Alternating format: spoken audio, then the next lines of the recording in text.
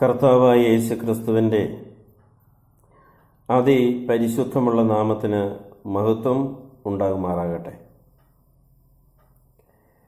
വിശുദ്ധ ബൈബിളിൽ നിന്ന് ചില വാക്യങ്ങൾ വായിച്ച് എൻ്റെ കേൾവിക്കാരുടെ ചിന്തയ്ക്കായി ഒരു ലഘു സന്ദേശം പങ്കുവെപ്പാൻ ഞാൻ താൽപ്പര്യപ്പെടുന്നു. വിഷയമെന്ന് പറയുന്നത് പിശാചിന് അഥവാ സാത്താന് അത്ഭുതങ്ങൾ പ്രവർത്തിക്കുവാൻ കഴിയുമോ? സാത്താന് അത്ഭുതം പ്രവർത്തിക്കുവാൻ കഴിയും. ഉൽപ്പത്തി മുതൽ വെളിപ്പാട് വരെയുള്ള പുസ്തകങ്ങൾ അഥവാ ബൈബിൾ വായിക്കുമ്പോൾ സാത്താൻ ചെയ്തതായ അത്ഭുതങ്ങളും അടയാളങ്ങളും നിരവധിയാണ്. എന്ന് പറഞ്ഞാൽ ദൈവത്തിൽ നിന്ന് മനുഷ്യരെ പിന്തിരിപ്പിക്കുക, ഇല്ലേ അകറ്റിവിടുക എന്നുള്ളതാണ് പിശാച് അതുകൊണ്ട് ഉദ്ദേശിക്കുന്നത്. ഇപ്പോൾ ഇത് പറയാൻ കാരണമെന്ന് പറയുന്നത് എറണാകുളം മാടവന പള്ളിയിൽ ആത്മ എന്ന് പറയുന്ന ഒരു പെൺകുട്ടി കഴിഞ്ഞ ദിവസം ഓസ്തി അഥവാ കുർബാന സ്വീകരിച്ചപ്പോൾ അത് രക്തമായി മാംസമായി മാറി എന്ന്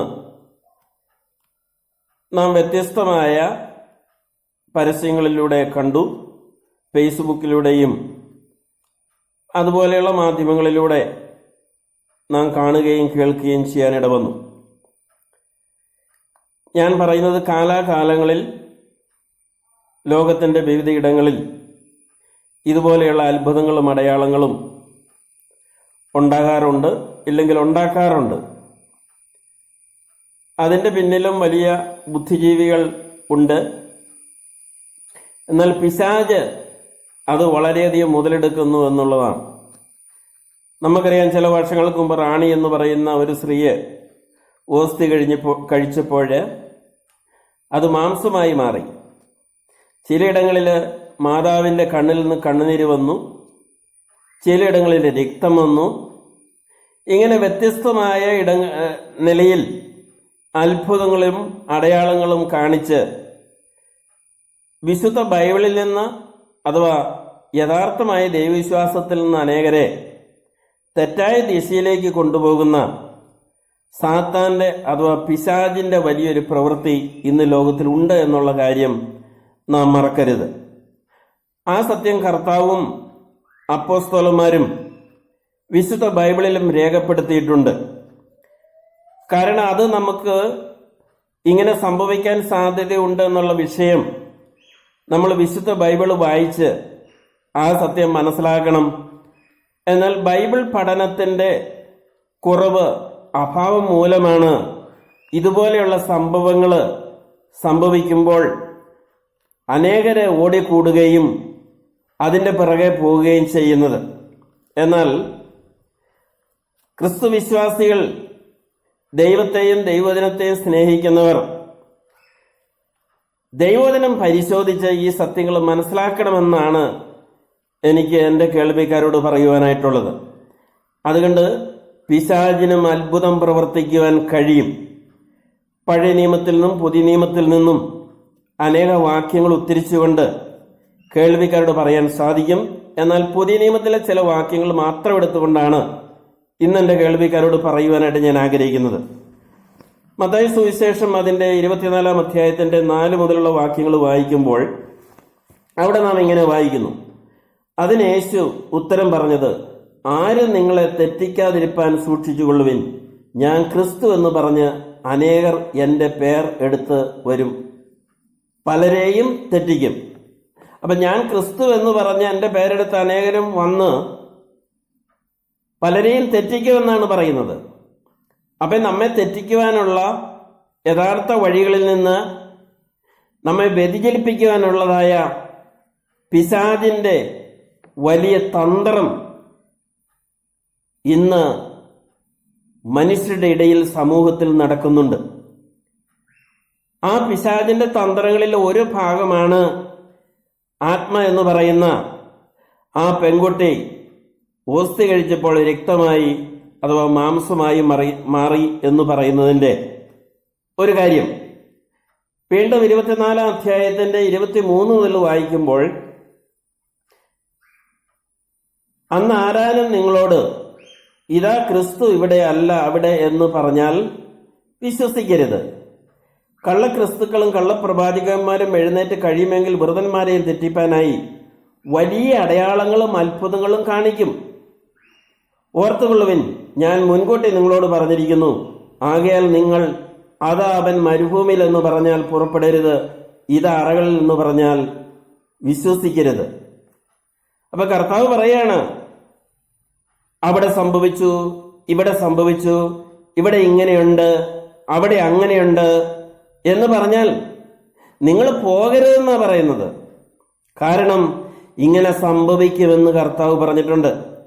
കാരണം ഇത് കർത്താവിന്റെ പേരിലാണ്. കർത്താവിന്റെ പേരിലാവുമ്പോൾ ആർക്കും എന്തില്ല, ആർക്കും ഒരു സംശയവും തോന്നുകയില്ല.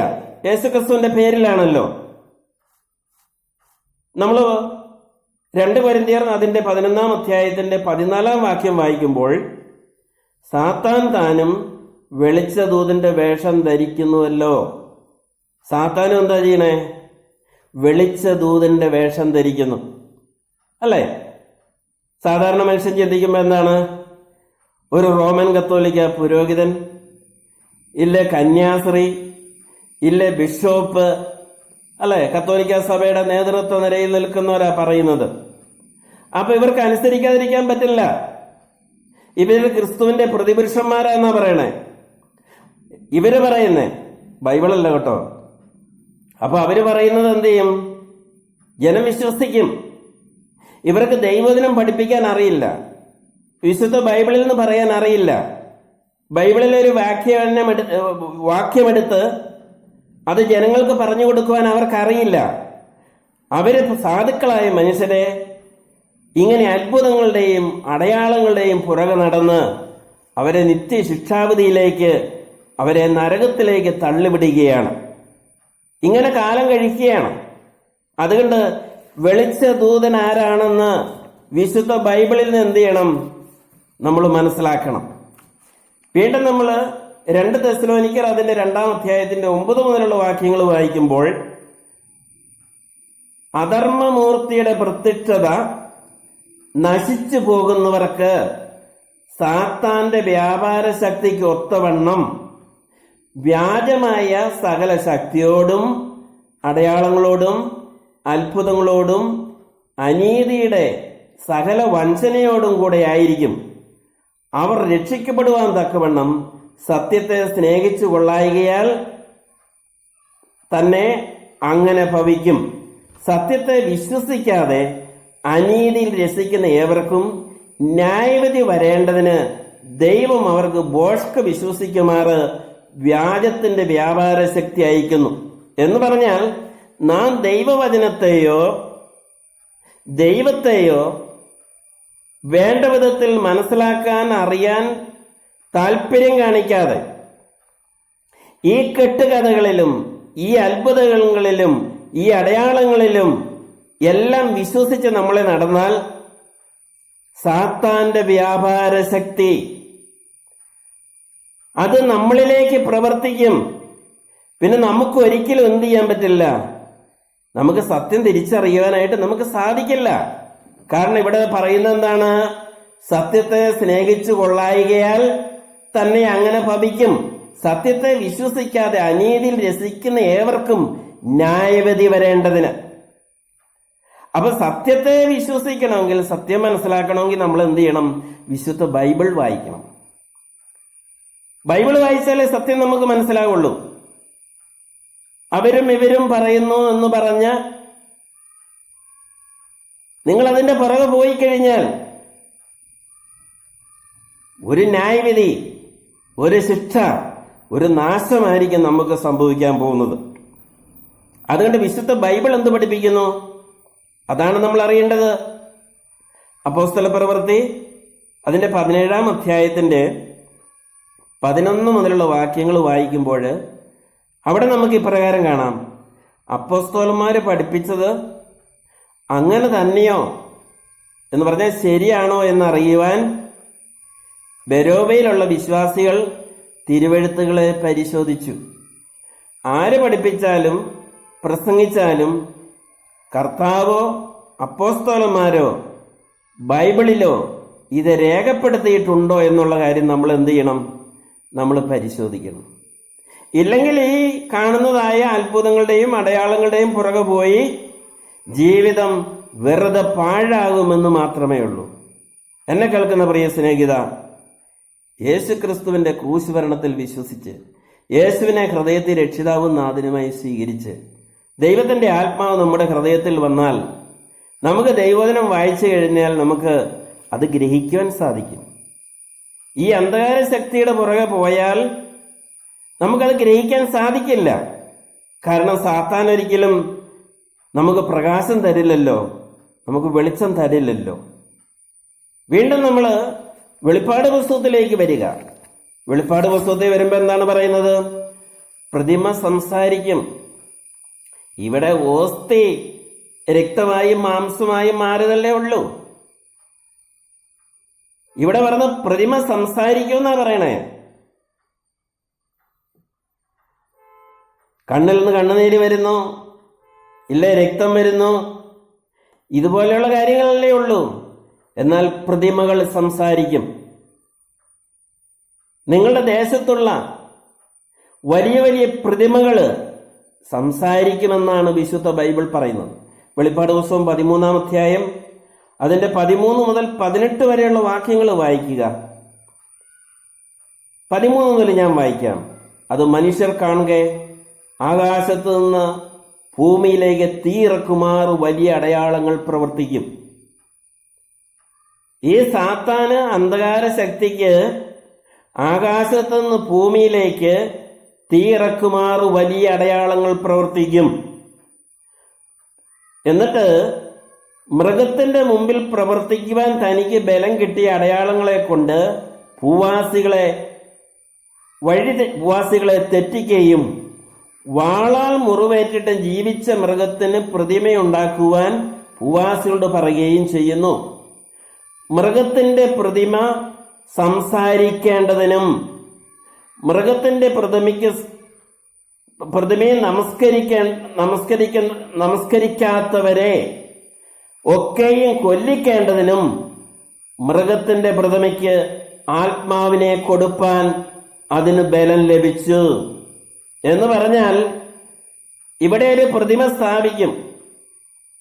ഈ പ്രതിമയെ ആരാധിക്കണം. ബൈബിളിലെ 2-ാം പ്രമാണമാണ് വിഗ്രഹാരാധന പാടില്ല എന്ന്. പുറപ്പാട് പുസ്തകം 20-ാം അധ്യായത്തിന്റെ 4-ാം വാക്യമാണ് പറയുന്നത്, വിഗ്രഹാരാധന പാടില്ല. ഒരു വിഗ്രഹവും ഉണ്ടാക്കരുത്. മുകളിൽ ആകാശത്തിലോ താഴെ ഭൂമിയിലോ ഭൂമിക്കടിയിലോ ജലത്തിലുള്ള യാതൊന്നിന്റെയും പ്രതിമയോ സ്വരൂപമോ നിർമ്മിക്കരുത്. അവയ്ക്ക് മുമ്പിൽ പ്രണമിക്കുകയോ അവയെ ആരാധിക്കുകയോ ചെയ്യരുത്. ഈ പ്രമാണം റോമൻ കത്തോലിക്കര് അവരുടെ ചെറിയ വേദേശ പുസ്തകത്തിൽ പഠിപ്പിക്കുന്നില്ല. ആ പ്രമാണം തെറ്റിച്ചാണ് പഠിപ്പിക്കുന്നത്. ഇപ്പൊ ബൈബിളിലെ പ്രമാണത്തിന് 10 പ്രമാണത്തിന് ഇല്ലേ 10 കൽപ്പനയ്ക്ക് വിരുദ്ധമായി പ്രതിമകൾ ഉണ്ടാക്കി വെച്ച് ഈ പ്രതിമയെ ആരാധിക്കണമെന്ന് പറയുകയാണ്, നമസ്കരിക്കണം. അതിനെ നമസ്കരിച്ചില്ലെങ്കിൽ നമസ്കരിക്കാത്തവരെ കൊല്ലിക്കേണ്ടതിന് മൃഗത്തിന്റെ പ്രതിമയ്ക്ക് ആത്മാവിനെ കൊടുപ്പാൻ അതിന് ബലം ലഭിച്ചു. അപ്പൊ പ്രതിമ സംസാരിക്കും. ഓസ്തി രക്തമോ മാംസമോ ആകുന്നതല്ല കേട്ടോ വലുത്, പ്രതിമകൾ സംസാരിക്കും. പ്രതിമയ്ക്ക് ആത്മാവിനെ കൊടുപ്പാൻ അതിന് ബലം ലഭിച്ചു. അത് ചെറിയവരും വലിയവരും സമ്പന്നരും ദരിദ്രരും സ്വതന്ത്രരും ദാസന്മാർ എല്ലാവർക്കും വലം കൈയിലോ നെറ്റിയിലോ മുദ്ര കെട്ടുമാറ് അതിന്റെ താഴോട്ട് വായിക്കുക.